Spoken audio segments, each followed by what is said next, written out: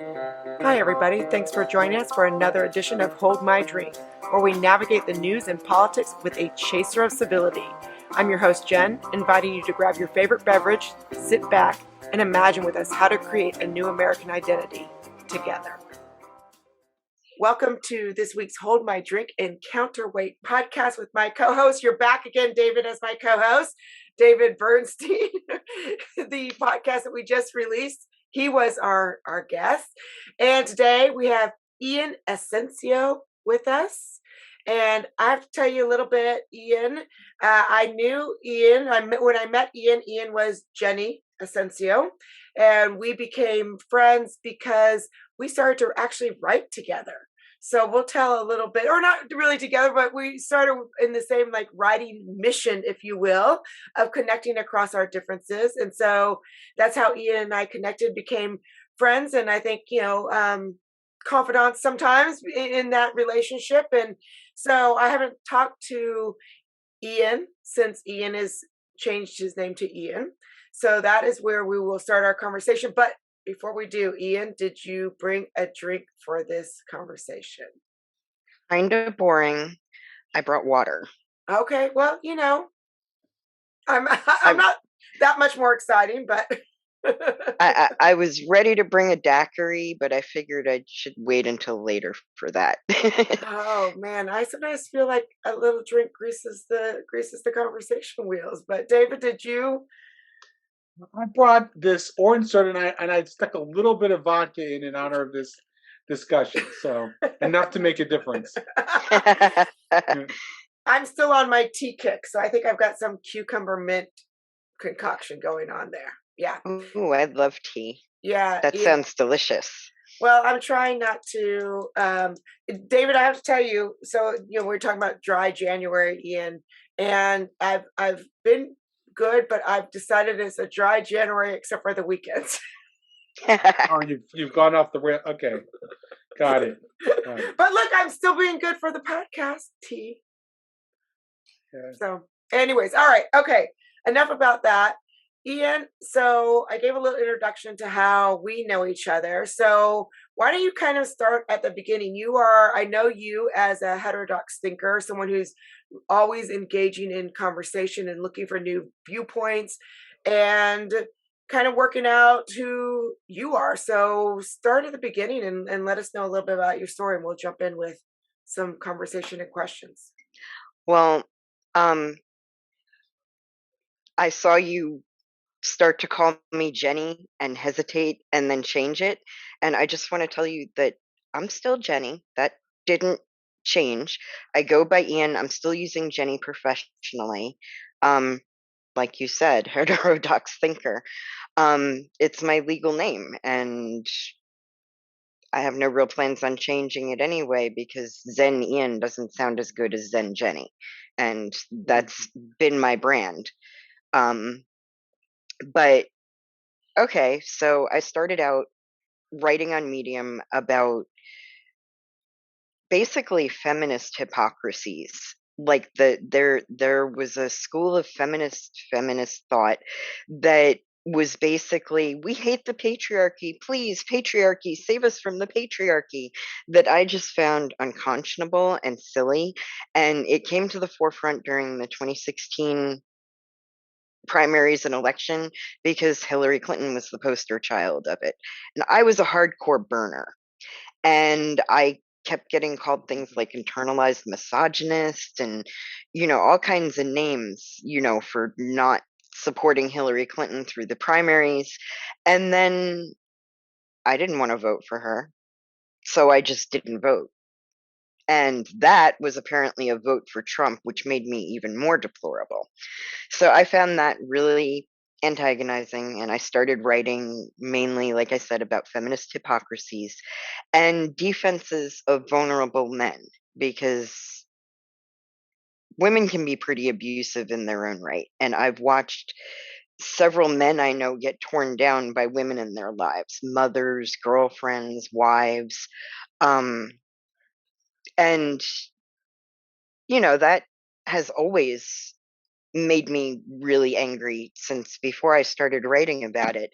But so basically, I was already writing a lot about gender and sex and their interplay. I don't believe in gender. I think most of it, like 90% of it, is socially constructed, and the other 10% all circulates around reproduction, having babies, and, setting like nesting and the nesting that women do when they're pregnant, or the peacocking that men do to attract mates. I mean, that's all centered around reproduction.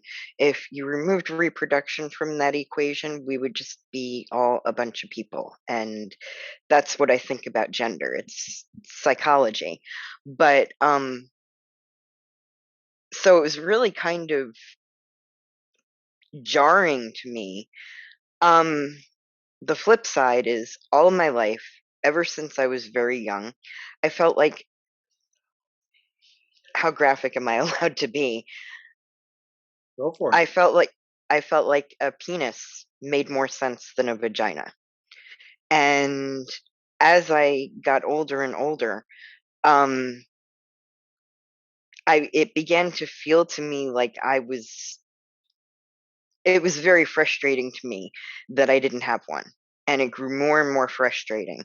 And so about 4 years ago, I started doing honest to goodness research on how to make things down there resemble, look more like David's than like Jennifer's. And once I realized that I was going around looking for steroid abusers at gyms, I said, wait a minute, maybe I should talk to a doctor about this and not, do this under doctor's care if I'm going to do it. And so, like I said, given how much I had been writing about gender already from a female standpoint, that was really jarring for me to realize, wait a minute, I'm trans? You know, because the prevailing message that we tend to be given about trans people is, and I get told this all the time. I get refuted with this all the time. I must not be trans because I have no problem with the fact that I was a female. I refer to myself as I was a woman till I was 43. That's when I realized I was, masculine. But anything I do beyond hormone therapy is just going to be cosmetic. And it took me a good year and a half to really process that, because I was bludgeoned over the head constantly with the whole, oh, well, if you're a trans man, you were always a man. If you're a trans man, you were always a man. So I had a lot of, you know, it really, especially things like my mom died in 2005. I wound up inheriting a lot of her jewelry, which is feminine, and I'm being given the message that I need to give that up. Um, other certain things. I'm a huge fan. My favorite author of all time is Jane Austen. And one of the reasons that I love Jane Austen so much is because I can relate to her female characters, because I went through some of the same experiences, obviously not the early 19th century version of them, but so, I'm being told that I was never really able to relate to those. And now, talking about that perspective now, and how I do think of myself as a woman who is working on becoming more masculine on purpose, I get told a lot that, oh, well, I'm not trans. And I don't believe that. As a matter of fact, the other direction that all of my research about how to grow a penis led me was to trans men and different techniques that they used. And that's really like the juxtaposition between those things, either get it illegally or you're trans. I mean, that really is what brought it home to me, that this weird feeling all my life that, I'd always wanted a penis and always wanted the facial hair. And that's got a whole other, the facial hair is a whole other story. But it really drove home to me that, oh, that's what trans is. I've been trans all this time and just didn't realize it because I've been given this wrong impression of what it is. And the facial hair thing, this is another one that people use against me. I do not have PCOS. That is the one that has been eliminated. But I've had the facial hair since I was 15, and there are people who have told me that I'm not trans, I'm just intersex. Which, first of all, if I've never been tested for an actual DSD, but I find that really offensive to put intersex, which people didn't ask for, in the same category as transsex, which people did ask for. Secondly, I experienced a lot of shaming when the facial hair started coming in over, oh, you're not a real girl, you're not a real girl, and then you're not a real woman, people making fun of me like that. And, now I'm being told that that was true all along, especially now that I have realized that for other reasons I'm trans. Like, I don't see the two things as connected, but yeah, I've had the facial hair for much, much longer than I've been on HRT. So I got a question, unless you want to continue, Jen. Okay. Nope. So you were okay with Jen calling you Jenny, even whether it was a slip up or intentional. And then, in fact, she said you were once Jenny. For a lot of trans people, that would be dead naming somebody. That's a tremendous sin, and yet you seem to be completely okay with that. How do you contend with that? How are you okay with that when so many other trans people would find that completely offensive? Um, Honestly, I don't believe in dead naming, period. Because for any trans person, no matter what age they transition, who they were before that is a part of who they became.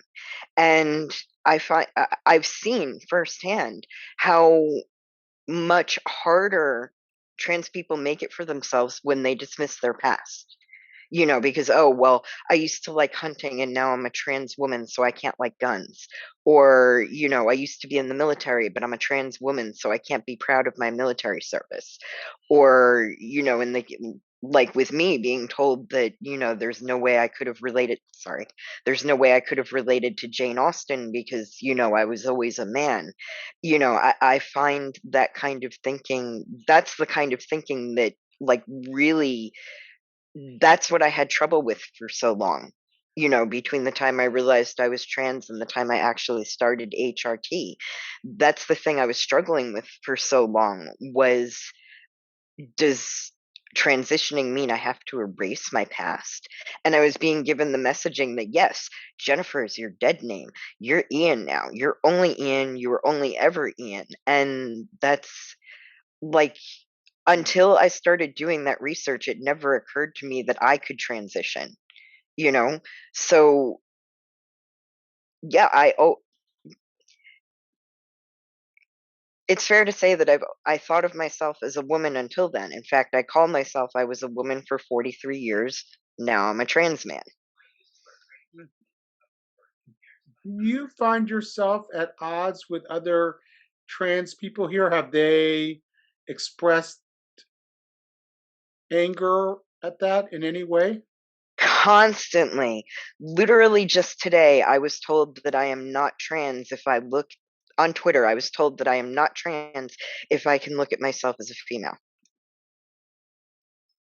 Like, the fact that I accept myself, my female biology, means that I am absolutely not trans. Well, they never specified what I am. Hmm. I just learned a new word, dead naming. I did. I mean, it makes sense, but okay. Yeah, I was thinking about that when I introduced you, Ian, because like I knew you before as Jenny. I know you now as Ian. That is fine with me. But yeah, I mean, there, for someone, a friend, to accidentally slip up when they knew you in a different, as a, like, that's not, it's, That's I hate when people call that transphobia. Like there was this TikTok video. I'm sorry, I did mean to. I there you interrupted. go, I'm go, sorry. go. There was this TikTok video of this blue-haired 16-year-old. Boo hoo! I just came out as trans 3 days ago. Boo hoo! I have to go through the pain of being dead named by my mother. Boo hoo! And it's like, dude, you just came out. This is a person who's been calling you by your dead name and, dead pronouns for however old you are, and you're expecting them to just change overnight. And I got that big wake up call when I admit it. I did the same thing to my husband when I first came out. I was like, Jose, you got to call me Ian. Why aren't you calling me Ian? And he got really mad at me. But what he said stuck with me. He turned around and said, because I am used to calling you Jenny, and you need to give me time to get used to calling you Ian. Oh shit, this is a transition for him just as much as it's a transition for me. Mm-hmm. And that was a big lesson, is that the people around me are transitioning too. And quite frankly, I pretty much anybody who knew me before or knows me professionally gets a free pass. I don't mind being called Jenny because it's such an important part of who I am that it's the name I've been using to write professionally for 20 years now. Mm-hmm. So tell me a little bit more, if you don't mind, about how your husband dealt with all this. Did he always know you wanted to become trans, and how is he dealing with it? Does is your is your husband heterosexual, and is that now in his own mind changing? How does he think about this in himself? Um, well, I hadn't I I've posted this on Twitter and that's about it. My husband actually passed away last February. Oh, I'm sorry to Um, hear. Oh, I'm so I sorry, Ian. That's actually why I haven't been writing as much on Medium and Substack. I wrote Mm-hmm. this wonderful article about coming out and what it meant to me, and I posted it on my birthday. And 3 weeks later, we all got COVID, and my husband wound up in the hospital. And I haven't been able to bring myself to write really about anything else because I feel like it's selfish to write about myself when I really feel like I need to say something about my husband and how much I loved him and how supportive he was. And that's really the answer. When we first got together, I told him, I have this weird sex thing. I want a penis, and all of these. I want hair on my chest, and I would really love to enjoy my facial hair rather than be ashamed of it. And that was a very nice night in bed. He Nice. he never had a problem with it right from the start. And like I said, the only thing he ever really got annoyed with me about was trying to, get him to call me the different name prematurely. Mm-hmm. Mm. I mean, he was always, in fact, for a little while, I was going by Ian Toshiro because my handle on, as Jennifer knows from my address, my email address, my handle online at the time was Shiroi Makabe, which is based on the name part. The first part is based on the name Toshiro, which is after Toshiro Mifune, one of the all-time greatest actors in the world. And he kind of combined them. And like, I still have this. It's something that I keep because it was from him and it meant so much to me. We had these whiteboards that we write our grocery lists on, and the top of one of our whiteboards that is no longer in use because he wrote this says, "I love Jenny Rowe." Mm. So, like, he was really cool with it. He really worked with me. He was really accepting of just about everything. Um, like I said, the only thing he had a hard time with was the name. He is the one who cut my hair the first time. Like my first men's haircut was given to me by my husband. And I shaved my head actually back in March. And the only reason that I didn't do it sooner, we were going to do it for Valentine's Day, but we all were sick. So we decided to do it when we got better. I'm so sorry to hear about your loss, Ian. Thank you so much. I appreciate that. I feel that's so heavy. I don't want to move on to something then, but I have some questions on like just these are just general like me talking out loud questions on what you had mentioned earlier about the idea of gender. That's still something that I'm not sure that I fully understand, the difference between sex and gender and whether or not there is a difference. And you'd mentioned something about like preening and that 10% is where it's really about reproduction and whatnot. Now that you are taking hormones, I suppose that you are. I think that you mentioned that you were. I don't want to make an assumption, but do you think, and maybe this is just me not being, I'm not very smart on these things, do hormones play a part in creating gender? So when we talk about, I know you said that a lot of it is socially constructed, but men are typically maybe more aggressive. Women are typically, again, I'm stereotyping, but generalizing, maybe more general, more nurturing. To me, when I think about gender, that's how I think about gender. Like sex to me is like what you were born with, right? Those, your body parts. Gender is more, I do think that there is, I think that I would say, I would say 50%. I'd say 50% is social construction. And then 50%, I'm wondering if there isn't something biological that actually creates gender, which, isn't sex. It's maybe the more aggression or what do you think about that? Am I totally off base, or educate me? First of all, I haven't finished reading The End of Gender yet. I started it. I got about 2 chapters into it and school started, so I had to put it aside. But I really, Deborah So is somebody whose work I really admire, and that's a book I really need to finish one of these days. Like soon, hopefully. I could see, in my own experience, I really don't feel like I've changed that much from, when I was on you like nature versus when I started hormone therapy. Um, I will say that I started out on testosterone gel, and I was on that for 3 months, and then I was ready to do injections, and I hate needles, and I am more than happy to inject myself once a week with the liquid stuff because putting the gel on felt felt like I like and felt like I was someone who had eaten almost enough to be satisfied, but not quite, if that makes any sense. Mm-hmm. So I can see absolutely where the hormones play a part in it. Um, my ideas about gender come from my observations of life. My mom, if you put her behind the philosophical veil of ignorance, you never would have guessed that my mom was a woman. My mom was an athlete. She rode horses. She sailed boats. She had a smart mouth.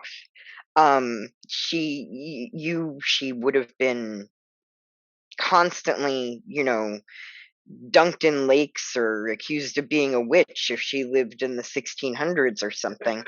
But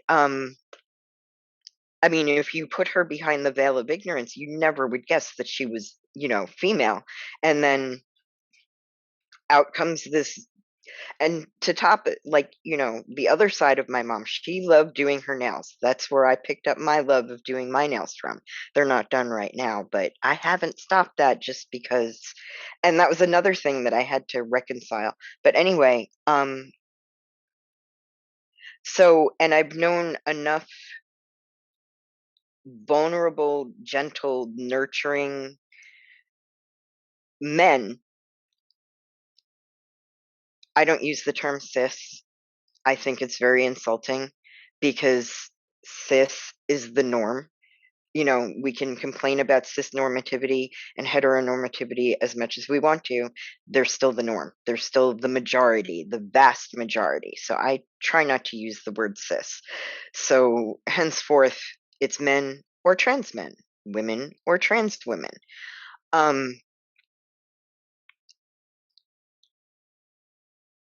Oh yeah, and getting back to what I was saying is that I've known plenty of men who are nurturing and vulnerable, and again, if you put them behind the veil of ignorance, you would never guess that these were guys. In fact, one of them, this one I used to date, and one of my friends accused him of being a woman because of the romantic way in which he spoke to me was, not manly enough for this guy. It was like, and this is not somebody, this guy was, well, no, I guess he was pretty macho. Not somebody I talk to anymore. But I mean, just the fact that aggressive women and sensitive men exist, um, speaks to a disconnect between gender and sex. So I don't know if I would say 50-50. I'd be willing to give it 75-20 or 70-30. We can barter. You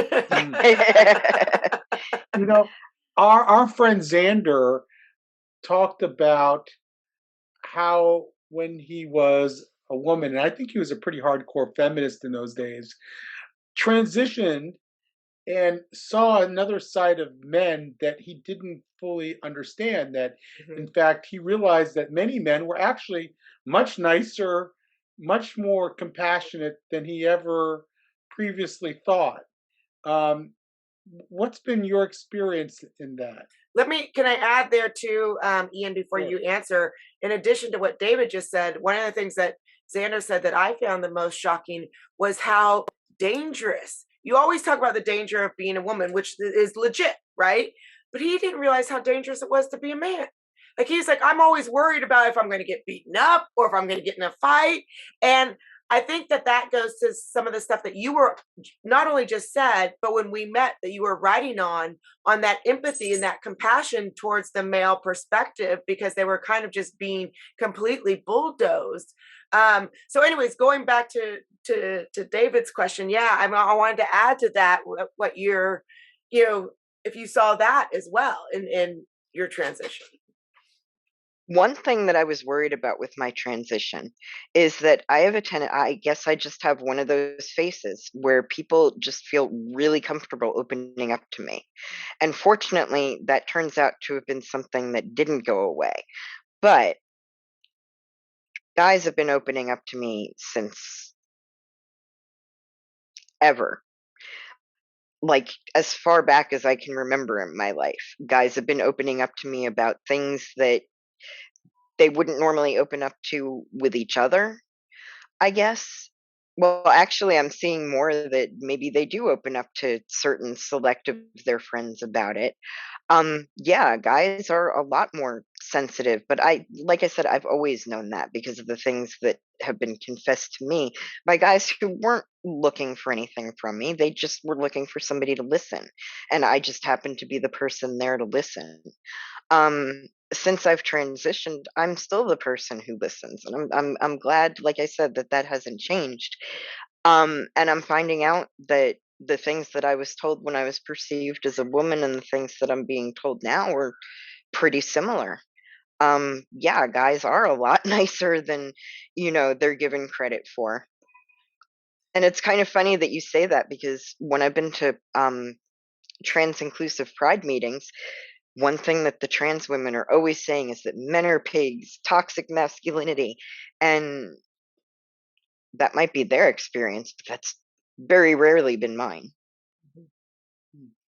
And I mean, as a girl, I was pretty voluptuous. Like, I'm still pretty voluptuous. I haven't had any of that kind of work done yet. But I matured, like, hit puberty at 8.5. So fourth grade, I'm walking around with a size C cup bra, by the time, I fully matured, even before I had my son, I was 36 double D, 28, 36 were my dimensions. I mean, we're not talking about, somebody who we're talking about somebody who's hyper feminine looking. In fact, in fact, can can you see that? Yep, yep. That was me. Yeah. So I think I know where you're going here, in terms of sort of the politics of trans issues. It's very striking to me. You think that issues like race and racism are sensitive and hard to talk about in a public way, but I've realized that talking about trans issues is even more fraught. And um, Cough, Dave Chappelle, cough. yeah, that's a Dave Chappelle cough. You know, if you want to talk about, well, is it a good idea to give an 11-year-old puberty blockers? Is it a good idea to allow a 15-year-old to go through hormone therapy? Is it okay for a trans woman to compete in sports against natal women?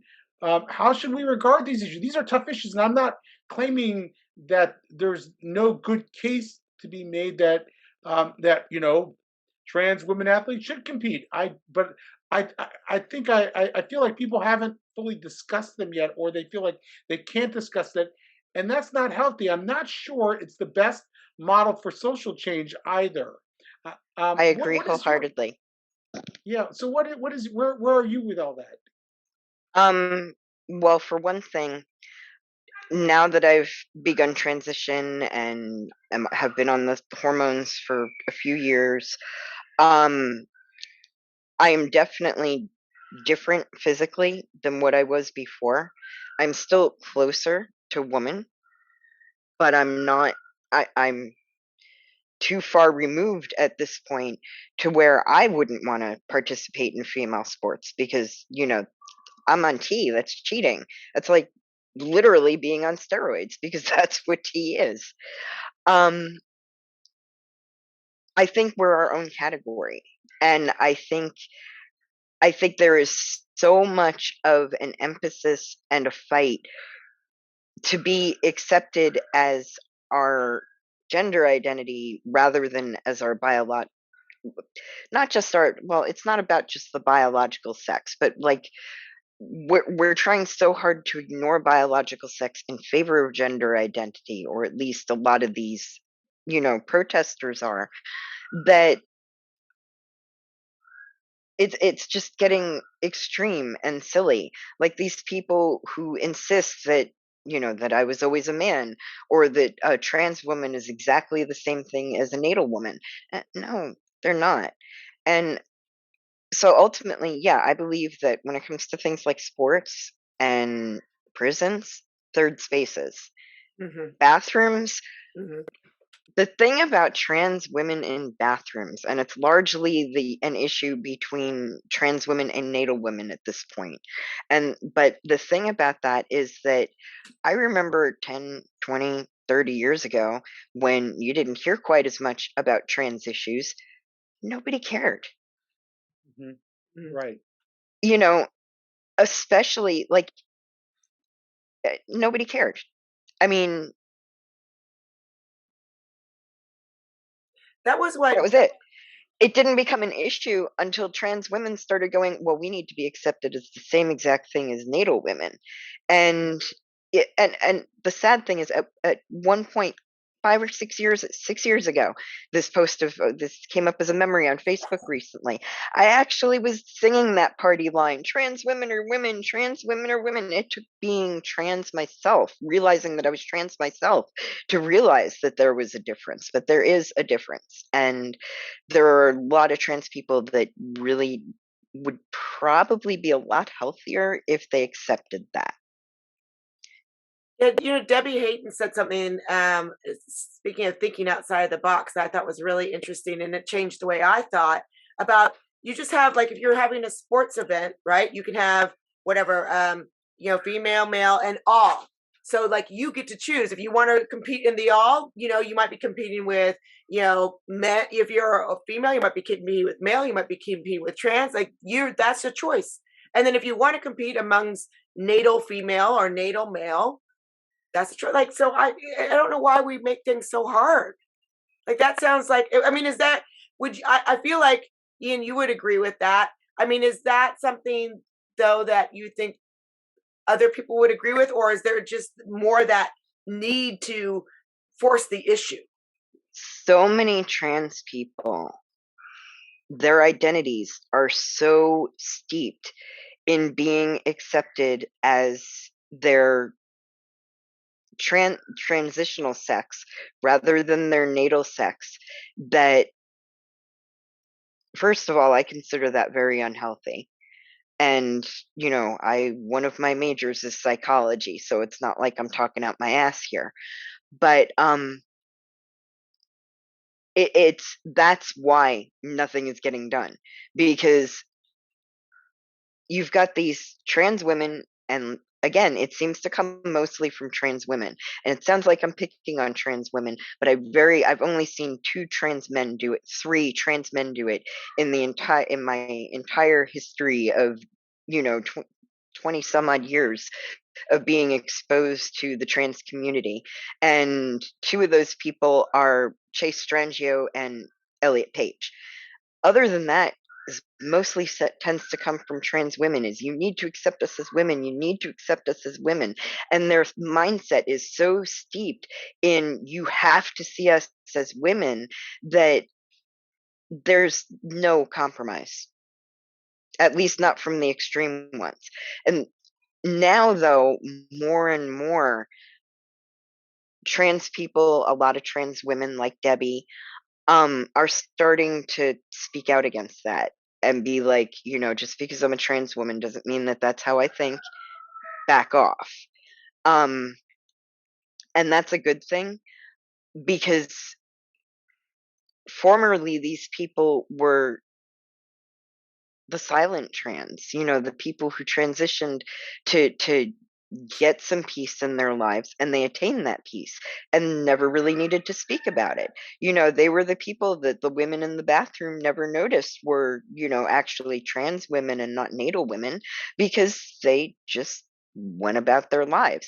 And these people who just wanted to go about their lives are now having to out themselves and come out to talk, and talk about this from perspectives that counter, what's being touted as the trans party line. The fact of the matter is, with trans rights activism, the lunatic fringe is running things, and we're already the lunatic fringe. We've got the lunatic fringe of the lunatic fringe being the mouthpiece for trans activism, and that's the biggest issue.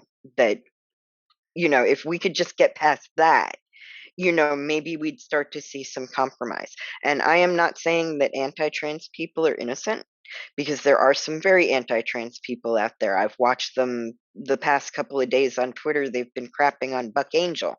I think they even dead named him, which I don't think Buck gives a shit about that kind of stuff, but that's still very rude, and they were doing it to be malicious. And these were, basically open and honest to goodness transphobia. Like that, what these people online were doing, in the name of gender critical thinking, was open transphobia. And I don't use that word lightly, because I think it's way overused. E.g., J.K. Rowling is not a transphobe, neither is Graham Linehan. But these women were being vicious and mean, and for no better reason than, to put words in Buck Angel's mouth and Upper Hand Mars's mouth and the Gender Dysphoria Alliance's mouth, and say that they stand for things they absolutely don't stand for. I have a question for you. It's about sort of diversity within the trans community. I know this is anecdotal, but based on your experience, what percentage of the trans people that you've come across do you think sort of toe the party line? And to what percentage do you think thinks everybody should take a chill pill and we're doing all doing the best we can? Um, that's an interesting question. Um, it seems like the vast majority toe the party line, unfortunately. Um, Not to say that there aren't realists among my personal acquaintance as well as my online acquaintance. There was this one trans lady who, you know, basically said, "My fake boobs," she put it exactly like that, "my fake boobs are how I express who I am." That's a person who's healthy and comfortable with their transition, and I do know my share of those type of people as well. But yeah, in my experience, the vast majority, it seems to be along age lines though. It seems like early millennials and older are a little more pragmatic, whereas the younger millennials and the Zoomers are cannot be reasoned with and think they know everything. And I feel old, like my father saying that, but it's true. Right. Why do you Do you think think? that? Go. Yeah. Why do All you right. think that Good. that age difference? Like, what happened to create that different thinking? I really don't know. Yeah. We've, Maybe it was because I remember the 90s when like the gay community started speaking out more. Um, at least they did in Raleigh, where I was at the time, and I was friends with a lot of the gay community in Raleigh. But I mean, maybe it was that. I don't know. Maybe it was the emergence of figures like Lady Chablis and Buck Angel and um, more awareness that transsexual actually existed. mhm.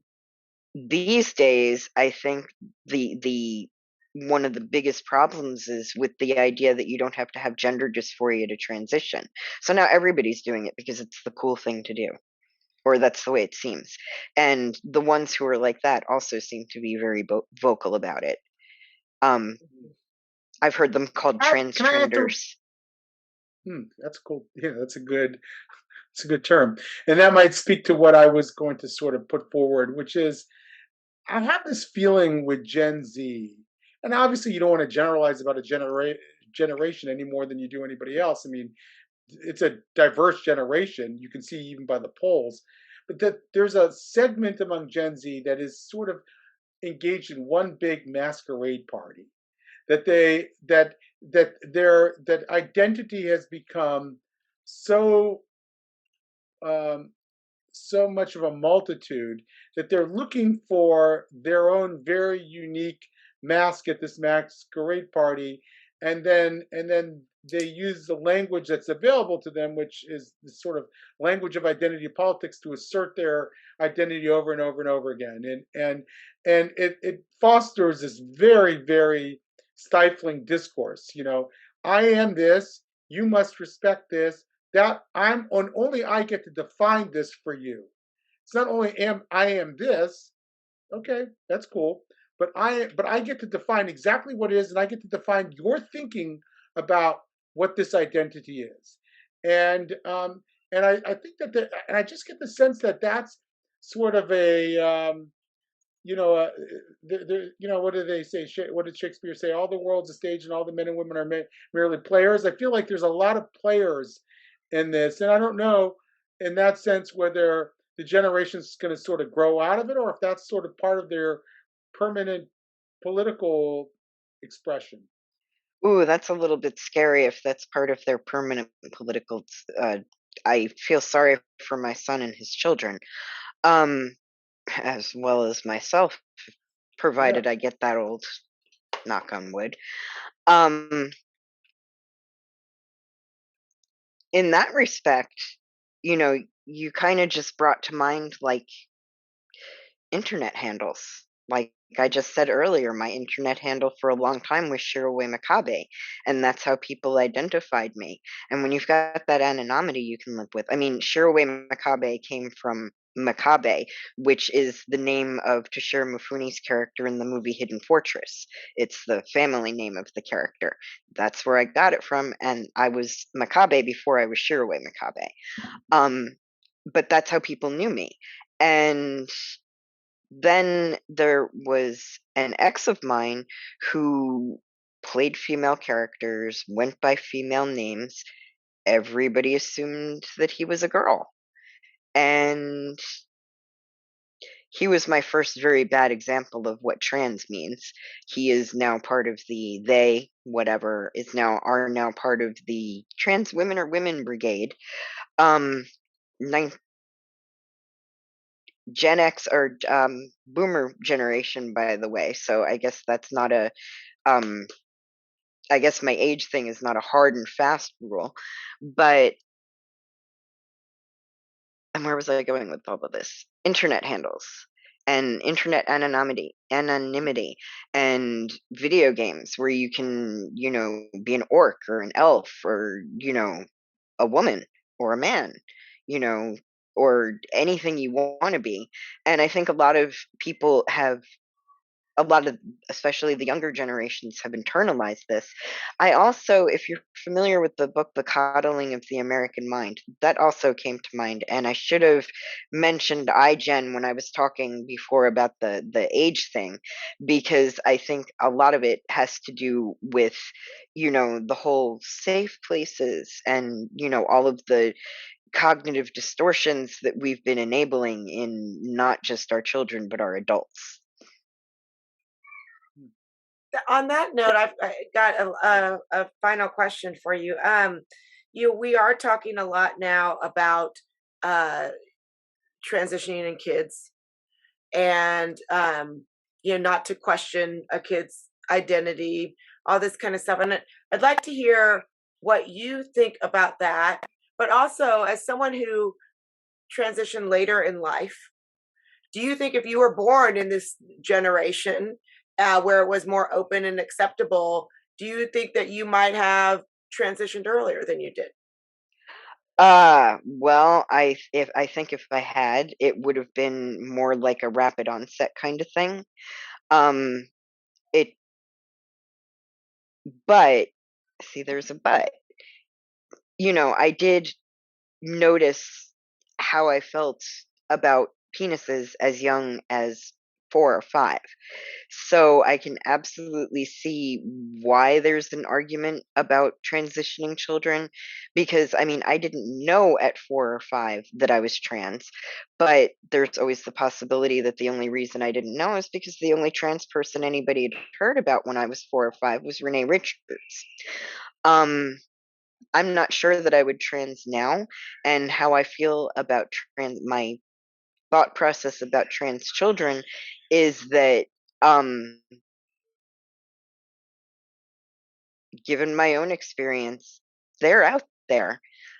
But I think it takes a lot of good faith psychological exploration to suss that out for real.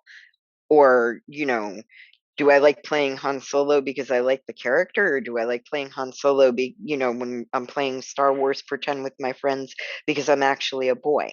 Um I think I think a lot of psychology though is aimed at affirmation, and that's really frustrating to me because I mean that's what's keeping the trans children debate alive.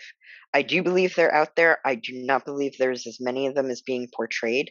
I think introducing the term transgender and terms like non-binary just muddies that issue.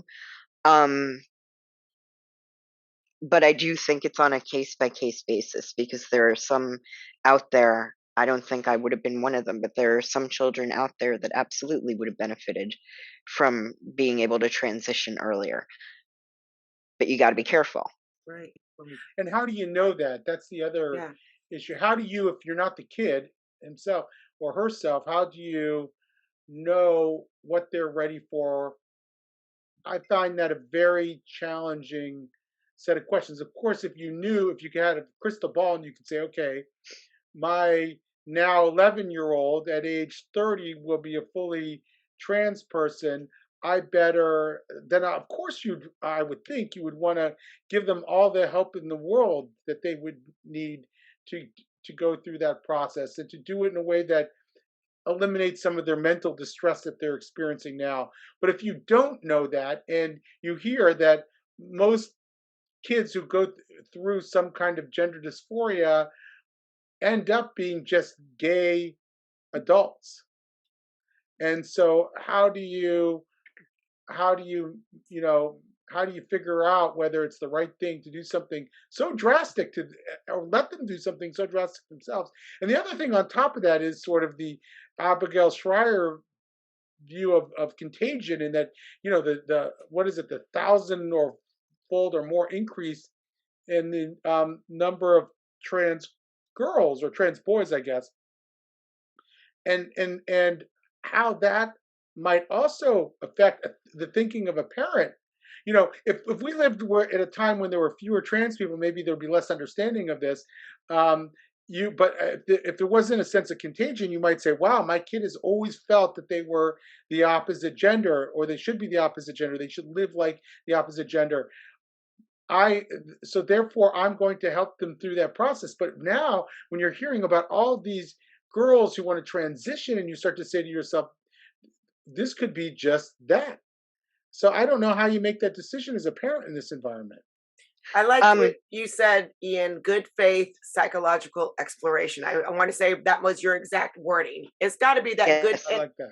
It's just not been in like good that a lot. faith. It's not been in good faith. A lot of the like you said, it's all been affirmation based instead of good faith psychological exploration. And I feel like a lot of our psychologists are actually afraid to engage in the good faith psychological examination and, good faith intensive therapy to figure out what's what, because they're afraid of being viewed as transphobic. Mm-hmm. Yes. Mm-hmm. Which doesn't obviously They is are, not, which is scary. yeah. Yeah. Can you imagine, It like is. that's where wokeness really exacts a price.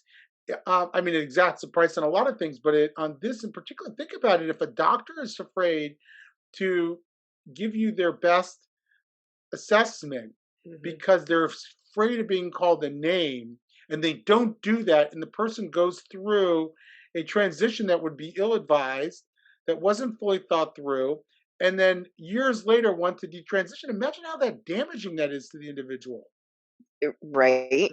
Actually, in answer to the question from earlier about do I think I would have transitioned at a younger age, I probably would have been rushed into it by the environment that we're in now, and done it sooner than I really should have for my own health. Right. Not only your physical health, as well as your mental health. I mean, that's one of the things that studies that they're doing too, is like the physical impact of an early transition has a toll. That's something that Debbie's taught us about a little bit too, David. So I just think it's such a rich story there too, Ian, to hear your different perspectives, coming, Yeah. and and that I want the best for you. I want, I don't want you to transition later if that wasn't what's right for you. But I love hearing your contrasts and your stories around that really add a lot of value into our understanding of all the transgender issues. Thank you so much. I appreciate that. I appreciate you. Thank you. I appreciate you too. And I'm learning so to much. appreciate from you, David, too. It's very nice to meet you. Nice to meet you too. Nice to meet you too. I'm glad to see somebody and meet somebody who's really thought through these issues and doesn't get trapped in the ideological discourse that we've all been handed, that they've thought critically about it and are able to think for themselves. It's so good. So welcome to the club. I mean, you've been in the club, but Yeah. I'm glad finally you're speaking out with it. Yes. That's Yeah, it took me a wonderful. while to get Ian. We talked about it, I think, Ian, a year or two back, or maybe it was even a longer, when you were kind of moving in that direction, and that was still, I think, a private moment. So it's great to catch up with you here in person on this. Thank you. I can't stay silent with what I see going on around me. And the trans activism and extremism and ideology is really what kept me from realizing that I was trans. So, if me saying what I'm saying helps just one trans person realize that, that they don't have to buy the ideology, they can still be who they are, or helps one person who thinks they might be trans, sit down and question it, then I'm satisfied. That's wonderful. Yeah. Thank you so much. Yeah, thank you, Ian. Thank you for having me. Thank you for listening to this episode of Hold My Drink. Like or subscribe to the show and check out the show notes for links to source material and to our website where you can find what each of us is reading every week, different news with different views. If you have a topic that you would like us to explore, drop us a line. And join us next week as we say Hold My Drink and the conversation gets real.